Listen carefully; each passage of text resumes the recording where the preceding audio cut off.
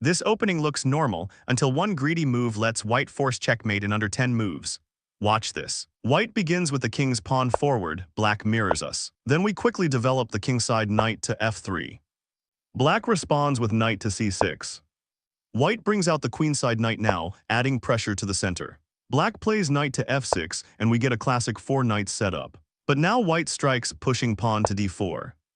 Black takes it, thinking it's just a free one. We play knight to d5. This is the beginning of the Belgrade Gambit. Black gets greedy and grabs a second pawn with the knight, but that's the mistake. White immediately brings the queen to pin the knight. Black plays pawn to f5, defending the knight. But white isn't backing off. The other knight now leaps forward to g5, threatening to crash in on the king. Black panics, they push a pawn to h6. This is a game-losing mistake. White plays queen to h5 with check. Black's only legal move now is pawn to g6. The queen captures that pawn too, and there's no way out. That is a checkmate in 9 moves, and this is just the beginning. What if black plays bishop to e7, the most common move in online chess? White responds by trading off the aggressive knight, removing tension and clearing the way. Black takes back, and now white grabs the free pawn with the queen, stepping into the center with strong activity. Black castles, thinking their king is safe. But that is not the case. White calmly develops their light-squared bishop, pointing toward the king side. Black tries to blunt the danger by pushing a pawn to g6, a reasonable move. And now comes the slow bleed. White lifts a pawn on the edge of the board, marching it up. It's not a threat yet, but it's coming. That pawn is the beginning of something deadly. Black thought they were safe by developing quietly, but now they're cornered. Their king is gonna be in some major trouble after moves like pawn to h5.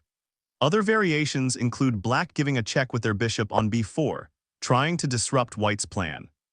Here we just play pawn to c3. Black takes with pawn and we take back. Black grabs a second pawn with their own bishop, trying to win material fast. We just grab the bishop with our knight. But here's the catch, black can't take back because they are pinned. Now white is a piece up and has great attacking chances. Black went all in, but now they're the one under pressure. This is black's best defense. They push their d-pawn to d3, the engine's top move. It looks scary for white, but here comes the tactical storm. White captures the pawn in the center with the queen, opening up the middle again. Black shrugs and takes our knight with knight. White grabs the knight with bishop, keeping the pressure high. Black grabs it back with the queen, then we fork the king and rook with knight.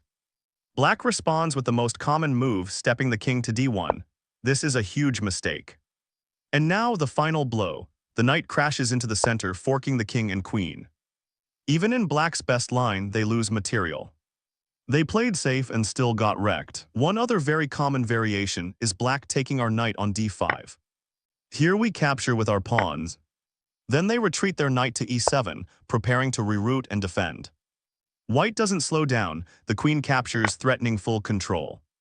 Black responds with a solid pawn push, locking the center but giving white a little more space. White develops their light-squared bishop, pointing right at the king's side, building pressure and preparing to castle. Black mirrors, putting their own bishop on the same diagonal, asking for a trade. White castles, black takes bishop, and we take back with the queen.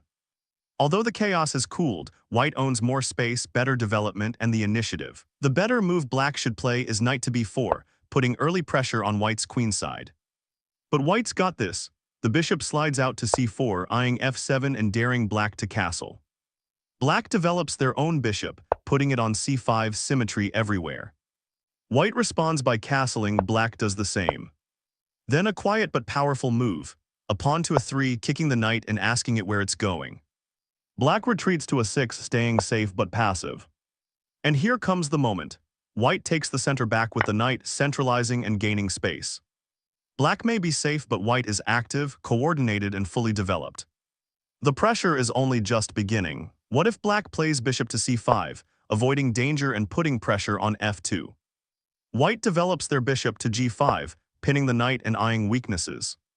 If black doesn't play bishop to e7, we just capture and double their pawns. So black should play their bishop to e7. White grabs the knight with bishop, and black takes back with their bishop. Then the bishop slides to b5, developing with tempo and preparing to castle. Black responds by castling kingside. Then comes a strong sequence. White captures on c6, forcing black to mess up their pawn structure. And now comes the key tactic. The knight captures on f6 with tempo, forcing black to recapture with their queen. White immediately centralizes and grabs a pawn with queen, eyeing the board, pressuring both wings. The result, black is safe but stuck with a shattered pawn structure. White has the cleaner position, the initiative, and an open roadmap to the endgame. So should black play bishop to e7 right away? I don't think so.